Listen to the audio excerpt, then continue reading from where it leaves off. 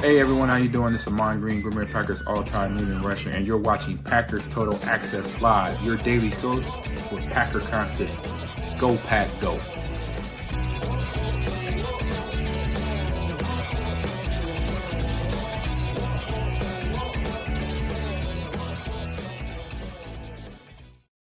What's up, guys? Welcome into Packers Total Access. My name is Clayton. You can check us out on packernet.com. Find me on Twitter at Packers_access. Another quick little video for you guys and gals. I want to give a shout out to Emilio, who sent over a video of Jon Gruden breaking down the Packers Lions tape. You can find that over on his YouTube channel. Awesome content. And just want to kind of give you my take on his take, if you will. And Jacob may join us here in a second. Like I said, just going to be another quick hitter show. Hopefully everybody's having an awesome morning as we've got crazy storms rolling through our area down here, but all is well, and excited to get in here and talk a little more Packers with you guys and gals. Again, this is going to be a Jon Gruden reaction video breakdown. Before we get into it, do that YouTube stuff for me. Hit like, hit subscribe. If you're new here, welcome into PTA. Thank you for making us a part of your morning. This is actually our second of 3 live streams we're doing today. So if you're looking for daily Packers content, make sure you hit subscribe. Make sure you hit that bell icon so you're notified every time we do go live, man. Let's waste no time and jump right into it. Again, this is Jon Gruden. Listen, I know there are some people that don't like Gruden's approach. They think he's quirky, he's this, he's that. I just had somebody on Twitter say he went totally woke. I don't think I think Gruden's passionate about the game, and I think Jon Gruden approaches it in a way that many people don't approach the NFL and breaking it down. I love the fact that he includes X's and O's. I love the fact that he includes keys to the game. Guys, if you truly get over him being over the top and actually focus on what he's saying, the information. I love that he's got the old school whiteboard. This is how teams, this is how coaches react. This is how coaches game plan for games. This is how they look at matchups, and how, as we talk about on the show all the time, when you go into a game, especially on NFL Sunday, there's 3 facets to the game. You've got the first quarter, right, is gathering information. The second, the beginning of the second quarter is making an adjustment. And then the final 4 minutes and the first 4 minutes of final 4 minutes of the second quarter, first 4 minutes of the third quarter is what we call controlling the middle 8. And then the fourth quarter is all about a whole different game plan. The fourth quarter is a standalone game. What information have we gathered throughout the game? How do we adjust to pull out this dub? That's why sometimes you hear people talk about, well, they took their foot off the gas. They did this, they did that. It's because the game is just changing. It's evolving all throughout 4 quarters, and it's all about those 3 facets of the game. And I love that Jon Gruden does a great job of giving you a specific scenario of how this game may play out. Again, this is not a guarantee. He's not making this like, hey, guys, go take this to the bookie and make a bet on this. But this is how the game we could see it playing out. And when it comes down to it at the end, this is how this could be the decision maker, I guess you could say, the deciding factor for who's going to win this ball game or not. We got Jacob joining us here. Jacob, I'm going to go ahead and play this audio from Coach Gruden, and then we'll kind of react to it, man. Let's do it. Here we go. This is expensive gear, man. The chain, the diamonds, the glasses. I'm going to give you the winning edge. Every game has a winning edge. And to me, it's the fourth quarter pass rush. If you're sitting at home, when the game is on the line in the fourth quarter, they got the ball. We're on defense. We got to stop them. We have to have a fourth quarter pass rush. Who are those guys that come out there like the manager in baseball? He comes out in the 9th inning. He goes for the right-hander, and the guy comes out. Game over. Who are we bringing out here to close the game out? Well, for the Green Bay Packers, Jared Goff has the ball. They're down by 4, 1:33 left. We got to go get him. Goff has 4 downs. So I go to my money pass rushers, the green team. You know what color is money, Clay? Green. That's why I got all this stuff. You see, I'll give you guys necklaces, nice glasses. I'll buy you everything. You close this freaking game out. That's why Green Bay went out and got Reggie freaking White when I was there. That's why Micah Parsons is here in town. We're number 1. We got Rashawn Gary. And I think in a must-have-it situation, I think the green team for the Packers will be Parsons. A lot of times you might see Micah isolated by himself because they're going to load the front with 3 other very good pass rushers on the other side. You're going to see Devontae Wyatt, 95. You'll see Gary. Rashad Gary, 7.5 sacks last year. And I think Luke Van Ness, first-round pick out of Iowa, or you'll see Brenton Cox, number 57. You might even see Kingsley Enick-Berry. But you're going to see 4 badasses that are going to rush the passer. And a lot of times in these load stunts, they put 3 guys on one side of the center. They isolate Parsons. So the center has to go that way. A lot of times they'll put the guard that way because there's all kind of stunts going on over there. They want this one-on-one. And if you think you're going to free release Gibbs, God help you, because Micah Parsons is one-on-one. The green team, the money. All right, so let's pause it here a second, and I want to break down what he just talked about here, all right? And I love that you've seen Emilio's text message came across that on Twitter when I shared that video. That's absolutely hilarious. So obviously Emilio is in trouble. I'm just kidding. It wasn't anything inappropriate, although you never know about that guy. Jacob knows all too well. So this is what he's talking about, guys. When you talk about that overload front, so, and I just pulled this. I didn't have to get very deep into the season last year to find exactly what he's talking about. And we've talked about it from time to time on Chalk Talk. But what you're noticing is 3 linemen on one side of the center. Okay, so let's divide the offensive line in half here, right? And they're obviously with a tray or a it looks like a tray right with the Y flex slightly. So the whole purpose of that, what he's talking about, and when he mentions Micah Parsons being out there isolated by himself, imagine Micah Parsons where Gary is now, okay? That's what we're looking to do. And you may, if they start to have people follow Micah Parsons, you may even stick with this look so you can really get an advantage for Rashawn Gary on the opposite side. And then he talks about running a stun off of it. Jacob, this is what we're talking about right here, man. So you've got – let's set the protection for the offense. Let's assume that everybody out here is going out and, obviously in a route. Let's say the running back is too as well. So this is just your normal 5-man protection. So let's set the protection for the offense real quick. And if we do that, what you're probably going to have is tackle on the edge, guard on the D tackle, center here.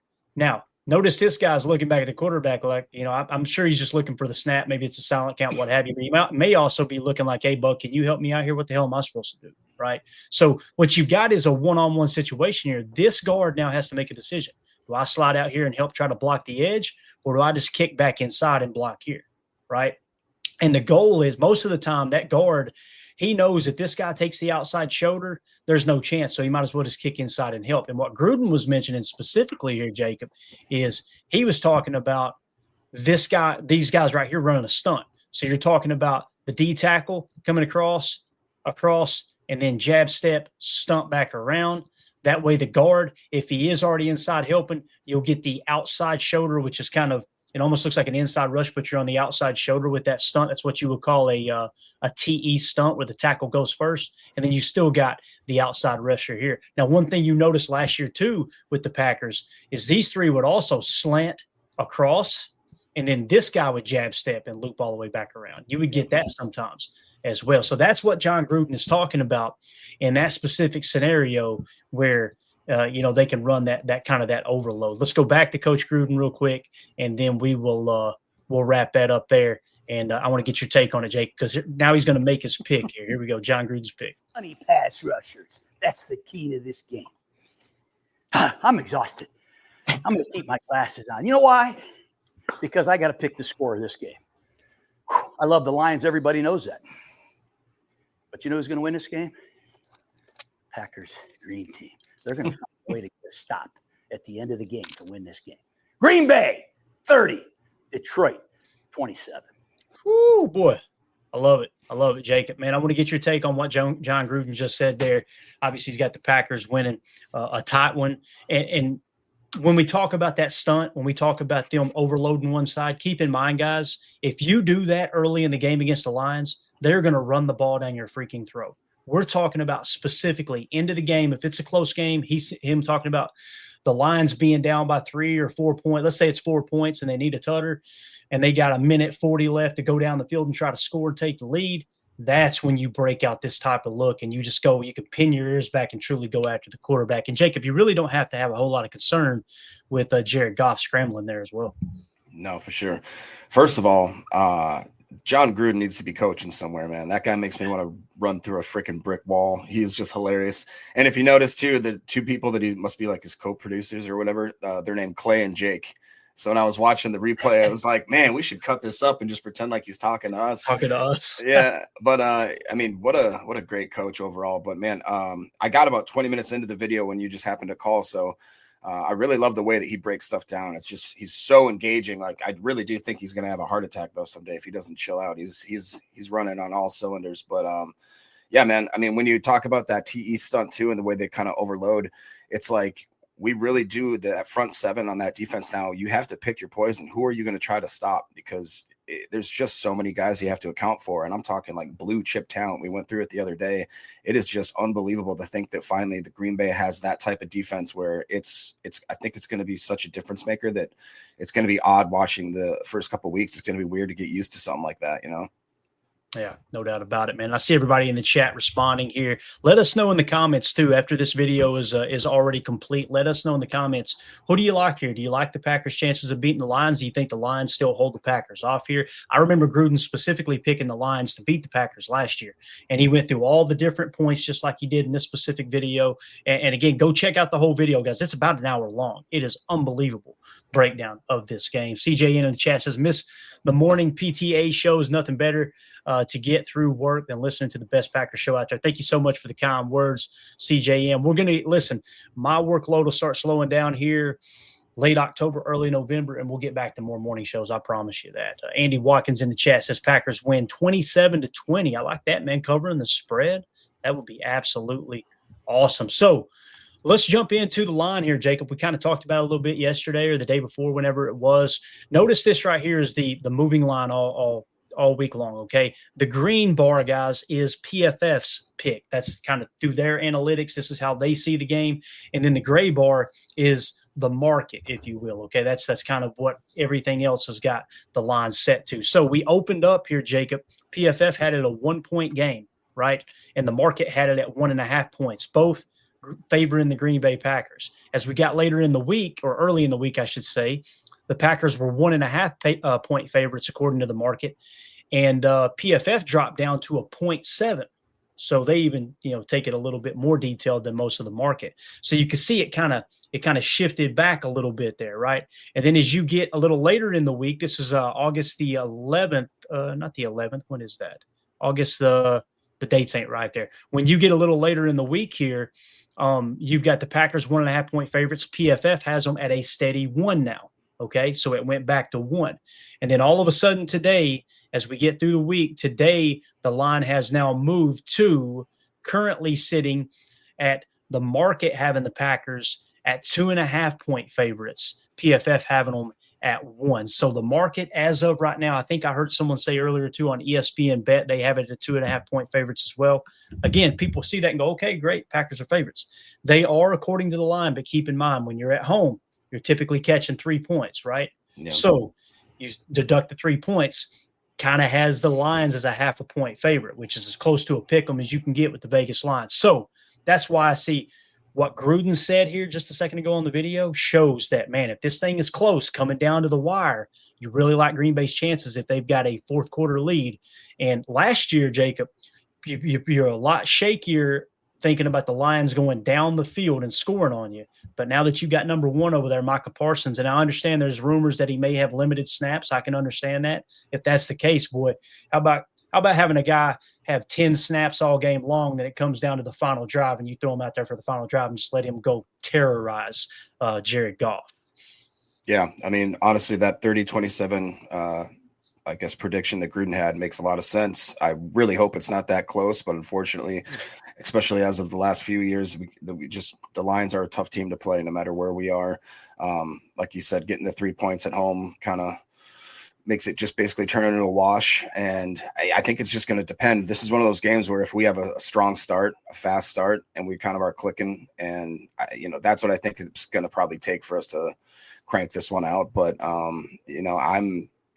I do have a different kind of confidence, like I mentioned earlier, in this defense, where it just seems like that nothing's too big for them. That like you said, if they want to focus in on the pass rush, that's fine. We've got, I think, a secondary is kind of underrated right now. Obviously, the safety room is pretty solid, but I think they're sleeping on our cornerback room. Like, I really do think that Keyshawn is going to show out a little bit, and hopefully Nate Hobbs is healthy and ready to go. But I really just have this feeling that the defense is going to take control and kind of be the trendsetter right away, especially because it seems like Jordan Love and this offense sometimes take a few games to kind of warm up. And if the defense can come out there firing on all cylinders, man, I just think that it's going to start this year off the right way. Yeah. And one final thing I wanted to play for you guys and gals. I thought this was cool. Listen, I've got the utmost respect for Dan Campbell. I've said it from day one. He has came in, and I think you agreed with it too, Jacob. He's came into the Detroit Lions and changed the culture completely, right? Listen, he's got his work cut out for him. Losing your OC, losing your DC, right? And then getting into a situation this season where, all right, is the offense going to pick up where they left off? Are they going to take a slight step back? Same thing on defense. You know, Aaron Glenn was one of those reasons, one of those coaches that truly made the Detroit Lions kind of those kneecap biters, right? I mean, he is an angry human being if you ever watch Aaron Glenn on the sideline. But I love what Dan Campbell said coming into this game. We're going to throw this kicker up here. Actually, let's put this up first, and we'll put the I don't know. I don't even know what the right word to say. I wouldn't call it the sexy kicker, but the weirdo kicker here, right? But this is what Dan Campbell had to say about playing at Lambeau Field week 1 against the Packers. Got to tip your cap to the ball coach up here in Detroit. Let's hear what he had to say. Love Lambeau. I mean, it's awesome. You know, that's one of those places on the 8th day the good Lord made Lambeau, you know, and if you go out there and play in it, you know, first Super Bowl, Ice Bowl, the history it's got, and it's in the same location, you know, it's been upgraded, all those, but man, it's got that deep history to it. And, you know, it's the grass, man. It's the elements. It's just the mystique. It's awesome, man. If you love football, you love going to play there. And so our guys look forward to it, man. It's one of those special places to go play. If you love playing football, you love Lambeau, is what he said there, Jacob. Love what Dan Campbell said, man. It's the grass. It's the elements. It's just everything. It's the mystique. You look up on that facade and see all those Hall of Famers' names. You see the retired numbers. You know that on that very ground right there in that exact area, that's where the Ice Bowl quarterback sneak happened. Those are the sidelines that Vince Lombardi roamed. All those things, right? And then you see the name Lambeau up there and know what Curly Lambeau did for the game of football, for professional football. It's a special place, and I'm excited, man. I echo what he said there, and I respect him for what he said. But come Sunday, man, take the gloves off, guys. Listen, if they truly are down, then you go out there and you put your foot on their throat, man. That's what's got to happen. The Packers have an opportunity. All that crap that the Lions fans talked last year, all the trash that Kirby Joseph talked and taking the deep shot the cheap shot at the knee on Tucker, all those things are coming back into play. I hope his team shows up to win. What's your parting thoughts here as we wrap up, Jake? Yeah, man. Obviously, I got no love lost for the Lions. I can't stand that team. Their fan base is terrible. I got a ton of friends that are Lions fans, and they're just – these last few years has been terrible listening to them gloat constantly. But I will respect Dan Campbell. That dude is an absolute G, and for him to obviously come and have those high praises, I think that it's not fluff either. You know what I mean? Like, I don't think that you can be a football coach and really respect the game and not absolutely – love being at Lambeau Field. Like he said, it's the whole ambiance of it. It's just a football town. And for him to recognize that is pretty cool. But like you said, man, come Sunday at 3:25, I don't care how cool that dude is. We're going to stomp all over them Lions. I tell you what. Yeah, no doubt. As somebody just said in the chat, if I could find it here, I believe this sums it up. Belt to ass. BTA. You know what I'm saying? All right.